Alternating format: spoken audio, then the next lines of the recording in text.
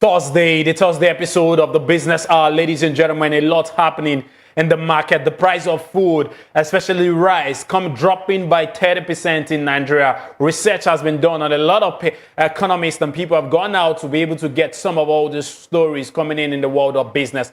A lot happening. The capital market, the Nigerian capital market, losing a whopping trillions of naira because of how bad the market has become at this point in time. Investors losing trillions of dollars as the market tumbles. A lot happens happening in the market, especially in the last 1 week. My name is Frank Fagbon. You're very much welcome to the Business Hour. Let's go straight into what we have for today. We've got a lot of stories to talk about. Coming in, the number one story on our list is what is coming in from the agri sector.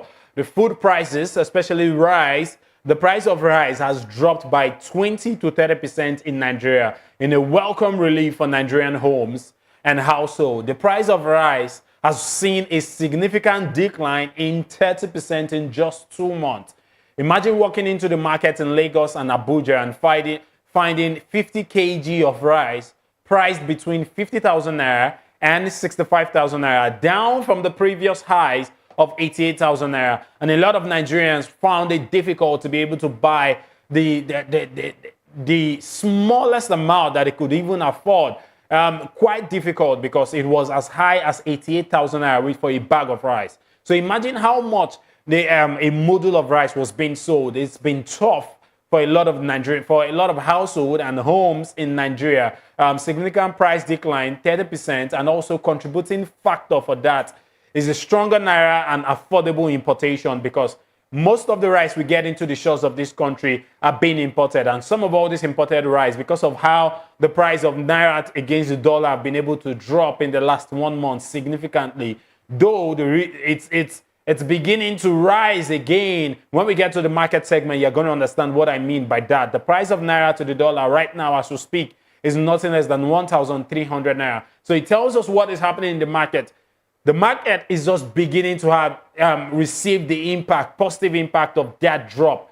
And now we're seeing it play out in the agri sector. The price of rice dropping, but it's based on recent survey coming in from the market. Moving on to what is happening still in the Nigerian market, but this time around, the capital market, the NGX. What is happening with the NGX? Investors are losing trillions of naira as the market has stumbled. The Nigerian capital market, the Nigerian Stock Exchange, has been experiencing turbulence, with investors facing significant losses. The all-share index has dropped by 6%, and the market capitalization has plummeted by nothing less than 3.6 trillion naira. When I talk about the all-share index, what that means is it is the index that is being used to be able to know how healthy the Nigerian capital market is, how healthy the Nigerian Stock Exchange market is in general. So that index is what we use. It's an index that in general checks all the stocks, all the stocks and assets on the Nigerian Stock Exchange and determines the health of the Nigerian Stock Exchange. So that is the index that we're taking a look at. Dropped by 6.16% in just 3 days, and we're seeing the market losing 3.6 trillion naira by market capitalization. It tells us how far gone the market has declined. The all-share index dropped by 6.16%, and the market capitalization down by 3.62 trillion naira. The sector that has been impacted so much is the banking sector. And a lot of high yields in the fixed income market. Also, we're looking at investor sentiment. It's a bearish trend, and so it's expected to persist because investors right now are beginning to see that, okay, the market is having a bearish trend. And I always tell you, there are so many highs and there are lows. When it comes to market, you don't always have consistent highs. It doesn't always go like that. The beginning of the year, we saw the Nigerian capital market, the best performing from the counter, and pay with your credit card. And over the years, you're going to be paying as loan. But we don't have that in this part of the world. So it's been a lot of burden for the Nigerian people. So this scheme aims to be able to stimulate local industry and job creation by promoting responsible borrowing. The objective is to provide credit facilities for essential purchases. And the target audiences are initially targeting civil service members in the public sector, but then it's going to spiral into those in the private sector. The financial responsibility, cultivating a culture of responsible borrowing. It plans to expand to the broader public. Definitely, this is a step in the right direction to addressing some of the underlying issues that we've been talking about as regards Nigerians having access to credit. This is a welcome development, if you ask me. Moving on to some other stories, ladies and gentlemen, if you're just joining us, this is the Business Hour on the VOP TV. We're going on a quick break, but when we come back on the quick break, we're going to be taking a look at the issues happening in the aviation sector, the airline regulators coming in for a particular airline.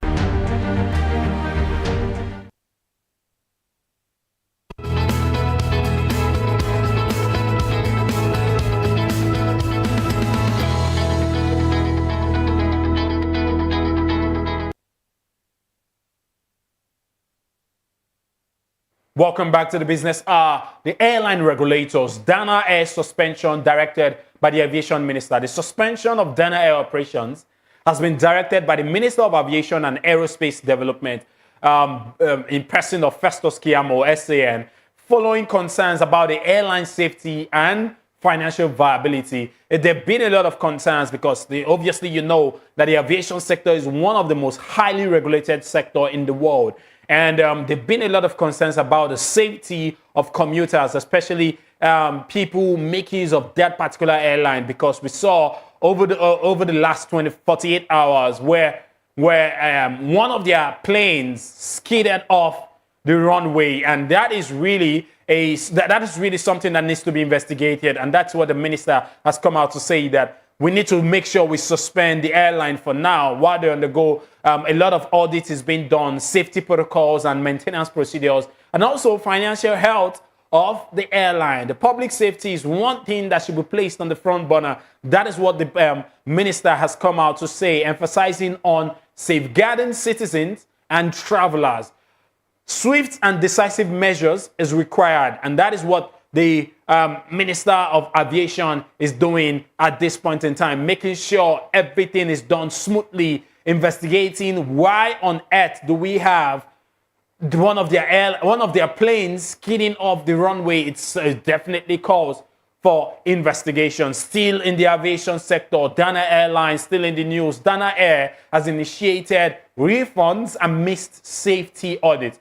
The Dana Air has begun processing refunds for affected flights due to its temporary suspension following a safety and financial audit by the Nigeria Civil Aviation Authority.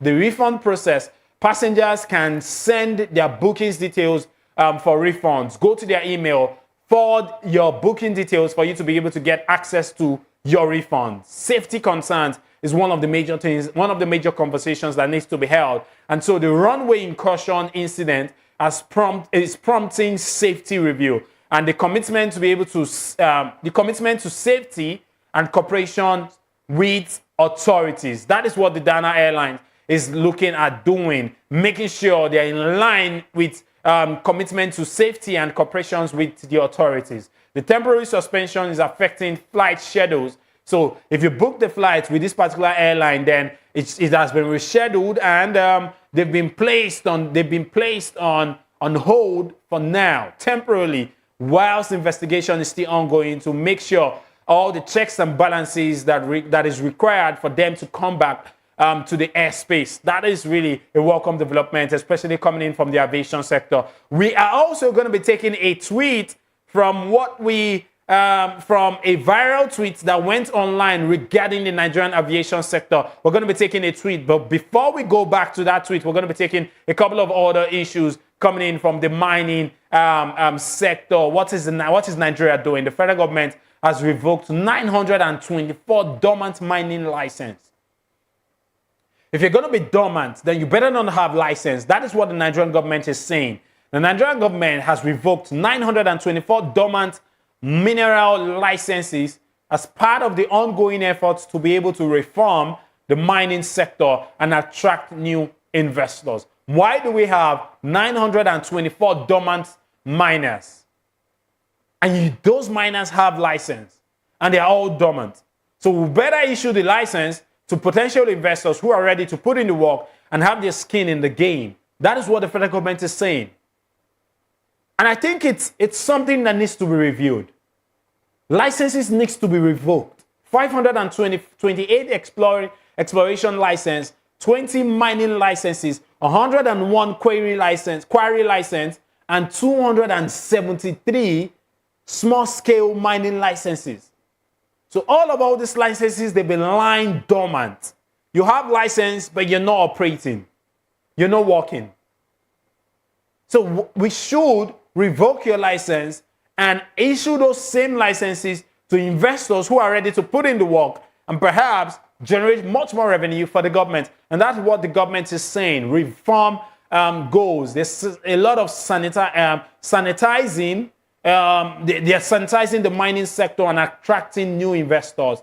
Concerns over the high rate of license abuse, and also 30 days deadline given to concerned parties. If you're not able to regularize your operations and make sure you come back to the front burner as regards your operations, then that license is going to be revoked. The government is giving 30 days ultimatum to concerned parties. Ladies and gentlemen, we're going to be taking what we have as a particular tweet that went viral. Speaking of the aviation sector, what is really happening in that sector? A tweet coming from a concerned citizen in this country. You're going to see it on your screen. What he said regarding when he was about to book a flight some 2 days back, this same week, from Abuja down to Lagos State. When we come back on the short break, we're going to be taking a look at this tweet and a couple of other conversations making the rounds in the world of business. And also, remember that towards the end of the show, we're going to be taking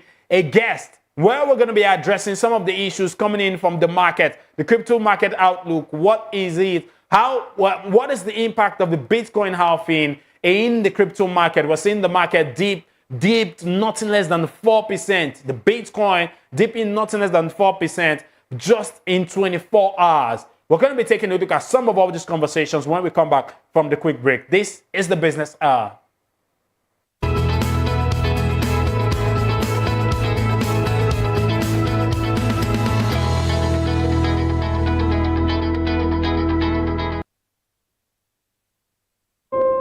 When your morning starts, make sure to look around for the right company to serve you everything you need to know about what's happening around you. That's why you need VOP this morning, because we will climb this far to give you a voice in what's going on, from news, reviews, politics and the economy, sports, and even entertainment. Join us weekdays, 7 a.m. to 9 a.m. right here on VOP TV. VOP TV.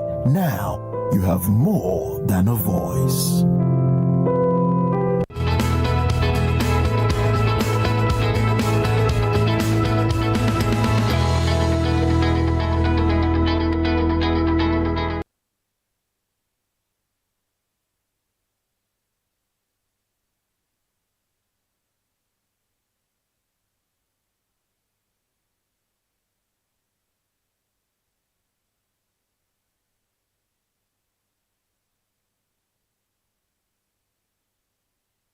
Welcome back to the Business Hour. Ladies and gentlemen, a lot happening in the Nigerian business landscape. Debt servicing. Nigeria's debt service has surged by 55% in 2023. Nigeria's external debt servicing has surged by 55% in 2023 alone. And this is posing a lot of challenges to economic growth and limiting investment in crucial sectors like the healthcare sector and the education sector. Debt servicing $3.5 billion in 2023 alone, up by 55% from the previous year. So the total external debt, $42 billion, that is what we are literally owing. And the economic impact is that it challenges to economic growth and also investment. Definitely, we're going to stifle economic growth and also stifle investment if we are still owing this much, $42 billion, and it's taking a whopping 55% of our revenues. So the impact is on the healthcare sector, education sector, and other crucial sector. It's a tough one for the Nigerian economy. Let's move on to the tweet that opened the door. As she did, a ground engineer came in, and those of us in front clearly heard him say, "You can't go. Your landing gear is bad. You can't go. Your landing." Festus Kiamo. That was averted. Potential danger was averted by just one engineer who took his job much more seriously. But what if there were few lapses, or someone did not take their job seriously? And that is what is really happening in that sector. As a matter of fact, all checks were supposed to be done before all passengers boarded that flight. Checks and balances. The I's are supposed to be dotted. The T's are supposed to be crossed before passengers board the flight. So how come it took that margin, just small, little margin, for them to be able to know that there's something wrong with the landing gear? And obviously, if there's something wrong with the landing gear of a particular aircraft, they won't be able to land. It's going to be difficult. And 90% of air crashes happen 5 minutes before, after takeoff, or 5 minutes before landing. You can do your research. And so, meaning, if the landing gear is faulty, definitely, what is going to happen?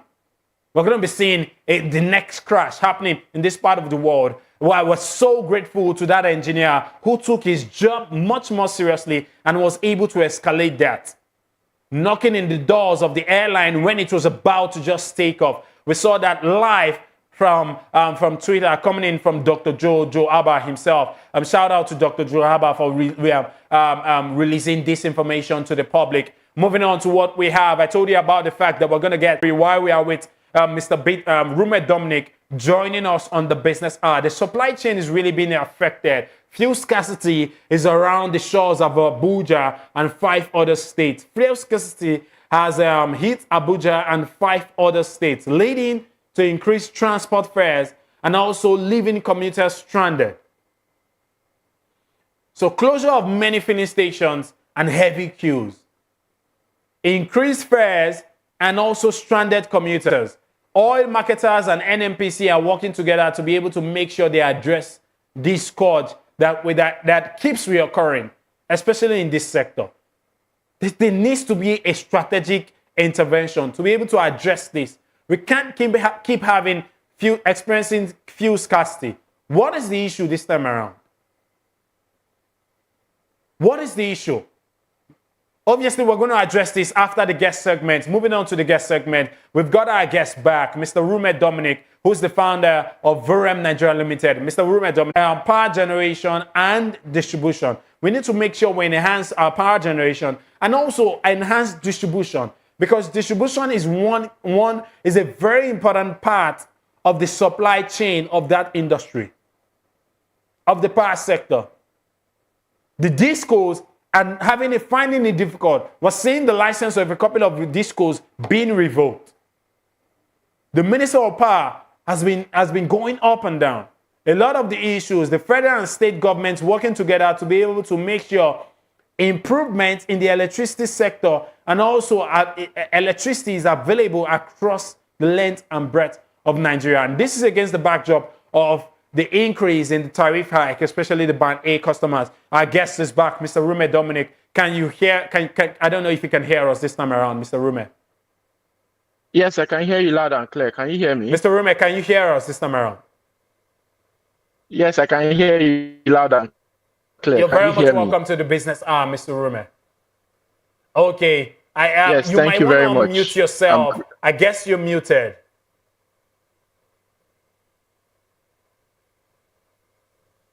Can you hear me better now? Okay.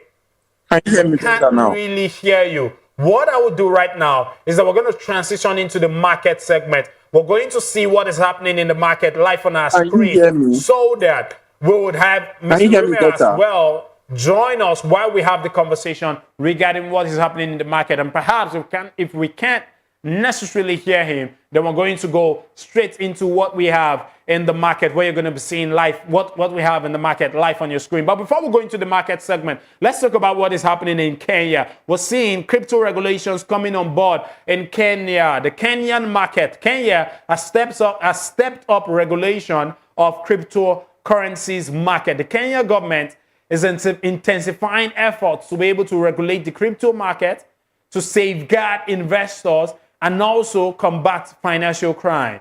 Developing comprehensive rules for cryptocurrencies, especially operations in the across the length and breadth of Kenya. Online scams, money laundering, and illicit financial activities is one that has been put at the front burner to address these issues. Safeguarding investors from fraudulent activities, promoting responsible use of digital currency. Those are the items that has been listed across the modus operandi on how all crypto companies should operate within the shores of Kenya. And that is what we've been talking about, that we should have in this part of the world. Regulations should be put in the front burner. We should regulate this industry rather than ban the industry entirely. Regulate it.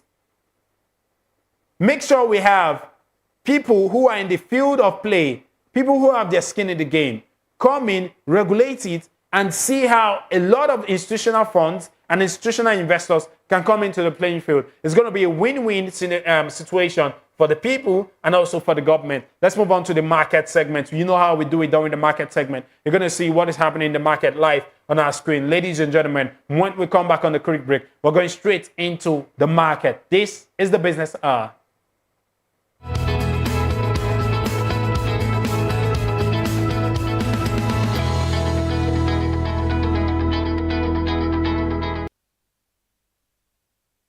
From the views on the street we go to bed empty hunger to the blaring horns of a hustling city, the loudest voices of the common man got a medium to be heard. This particular administration, they were coming unprepared. It's not a bad thing to renovate the president's lodge. Through top-notch programming, unbiased reportage of news, sports, business, entertainment, and cultural documentaries, Voice of the People 90.3 FM became a symbol for 21st century media.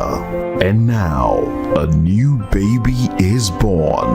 Voice of the People Television, VOP TV, youthful, full of vigor and penchant for excellence in the continent's media space, exposing the wrongs, applauding the rights, dissecting the news without fear or favor, through factual and accurate stories and contents. Corruption kills three things that makes a society. Representing the interests of the people and giving them a voice. Voice of the People TV is here to stay towards building a fair society. VOP TV, Voice of the People Television, truly a voice for the people.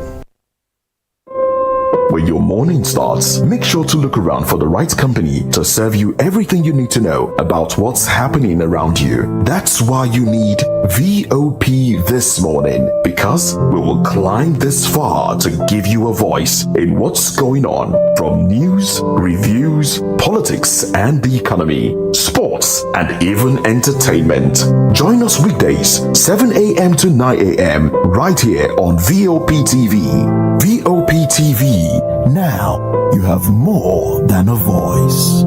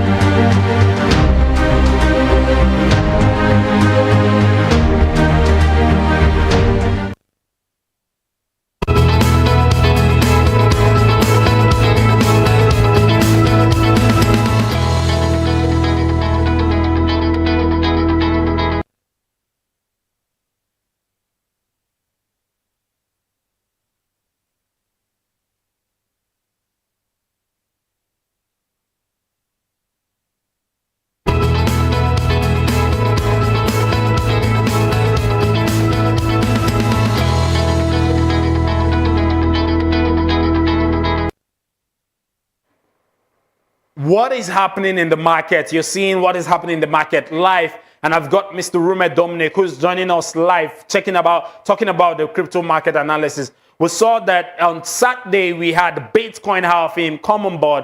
But it looks like the impact of Bitcoin halving was felt on the Monday, but it's not felt anymore because market has dipped by 4.26% in just 24 hours. Mr. Rume Dominic, can you hear me? I don't know if you can hear me over there from your end. I can hear you loud and clear. Okay, Mr. Rume, you're very much welcome to the Business Hour. Let's see. What is your take about the market? Look at Bitcoin. Bitcoin is currently at $63,000, $63,869. In the last 24 hours, we've had 4.26% loss in the last 24 hours. But in the last 7 days, we've had 3.9%. And this is against the backdrop of what happened in the month of March, where we saw Bitcoin hitting its all-time high, getting as high as the $73,000 level. Now it's falling short of that. But then a lot of investors were expecting a positive outlook in the market because Bitcoin halving happened on Saturday. The last time this happened was in 2020. And we saw how the market skyrocketed after that happened in 2020. So what is your take about that?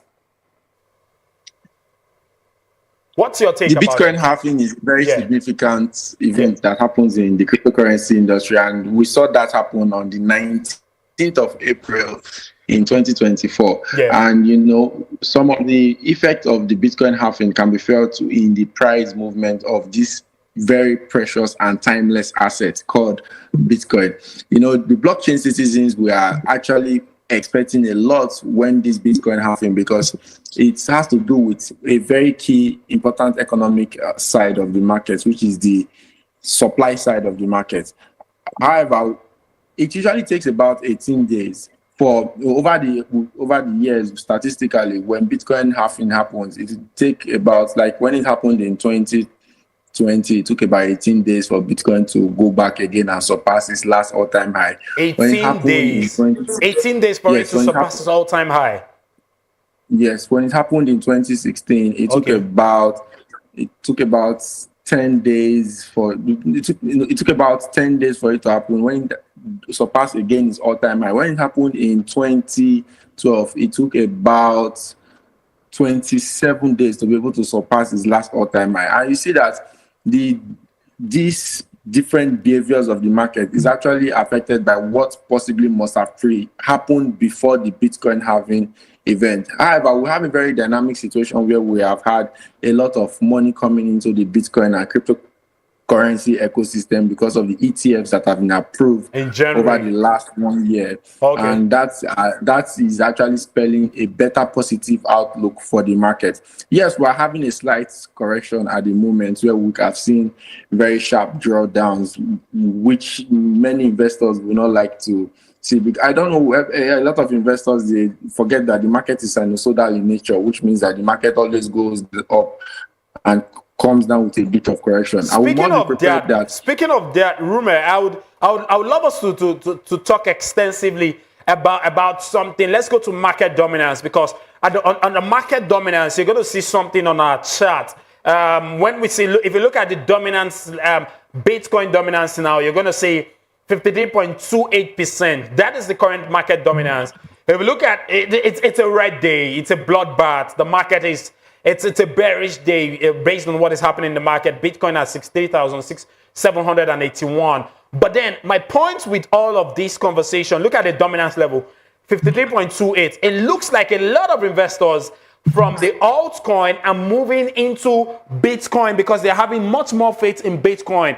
It looks like the Black Swan event between Iran and Israel really affected the market, apart from Bitcoin halving. And that was an aftermath of, that was even before the Bitcoin halving, just like what you talked about. So beyond the Bitcoin ETF approval, we also had the attack on Israel. So a lot of investors scared money. You know what happened? The market tanked instantly that very day. Tanked as high as almost 30%. And now we're seeing the market right now. We're seeing the market testing a couple of lows at this point in time. So do you think that Black Swan event alongside the Bitcoin halving is what is causing all these things happening in the market, and also market dominance regarding a lot of investors moving from altcoins straight into Bitcoin. What is your take about all of this? You know, in Bitcoin and cryptocurrency, there's something we call technical analysis and fundamental analysis. Yeah. You know, technical analysis is the fact that we understand that men lie, women lie.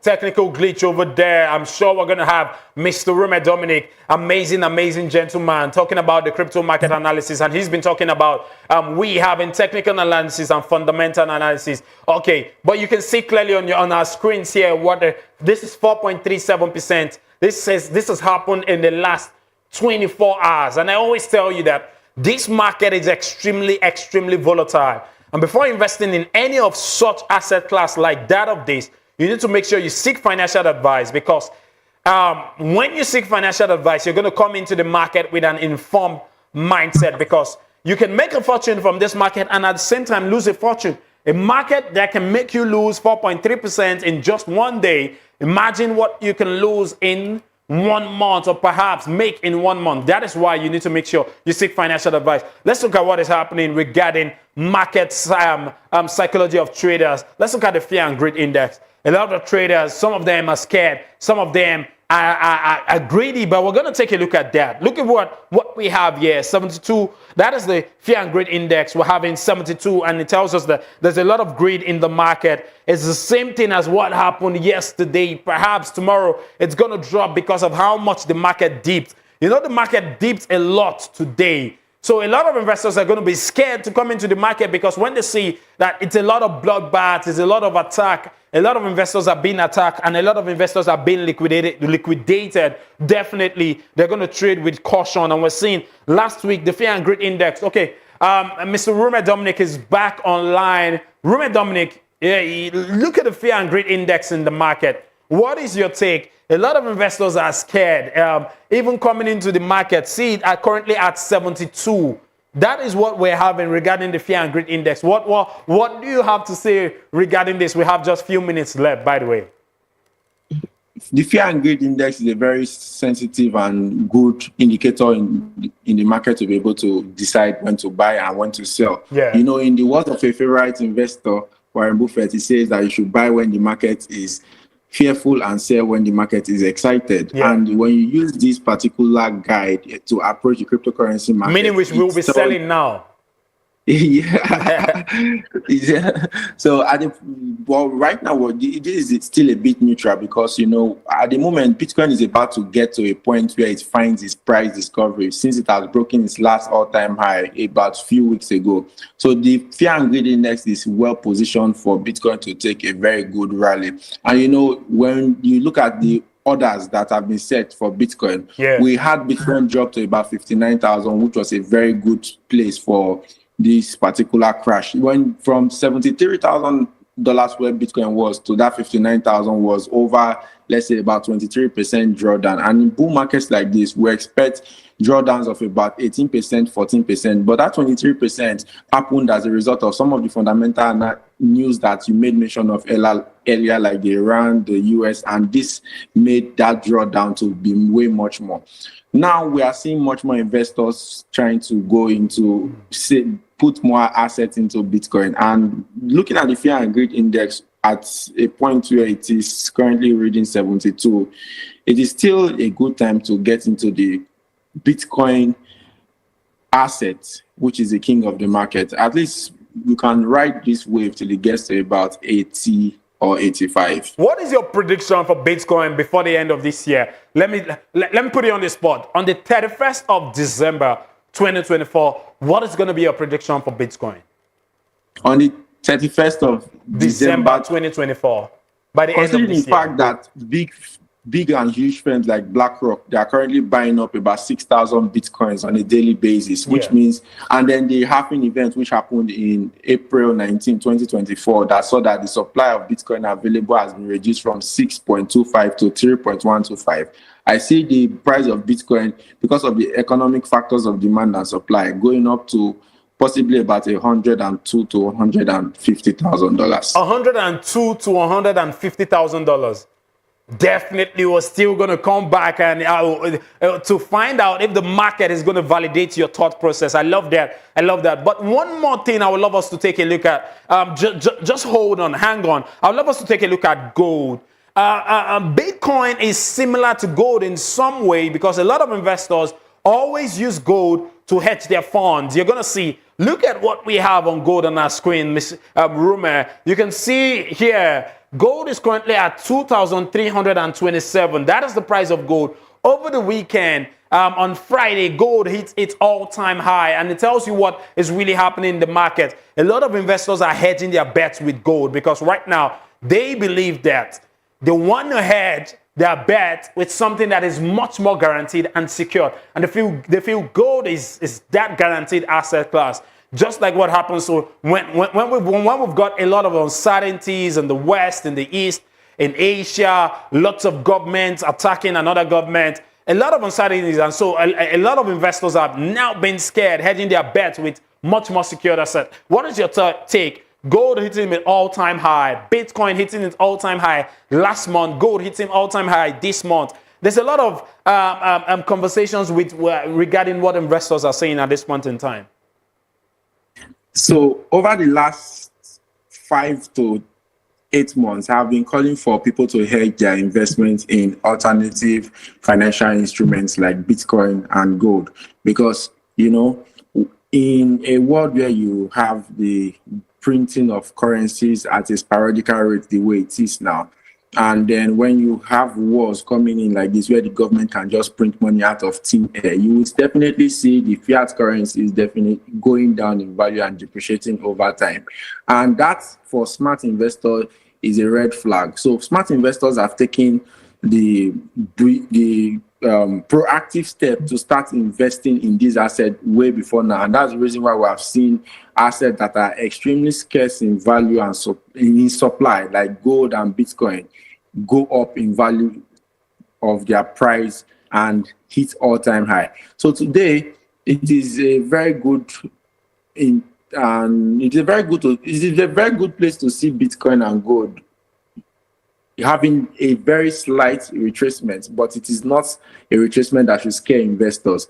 We must understand that we must think long-term when investing, and this slight retracement will not shake the experienced hands and the smart money in the market. So keep holding on to your gold, just like as I've been advising. Keep holding on to your Bitcoin. You'll definitely win.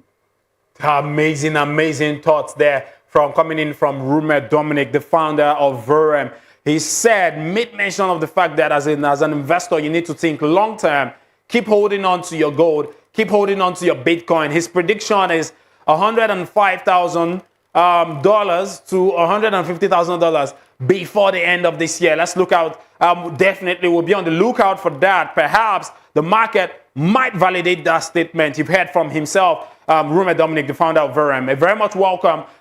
Thank you very much for gracing the business hour. Thank you very much, guys, for staying with us in the last 50 minutes talking about what has been happening in the markets, business, and the economy in general. Talking about all these conversations. It's been an amazing run so far. My name is Frank Fagbo, and this is where we draw the curtains to the business hour. The sports show continues because this is VOP.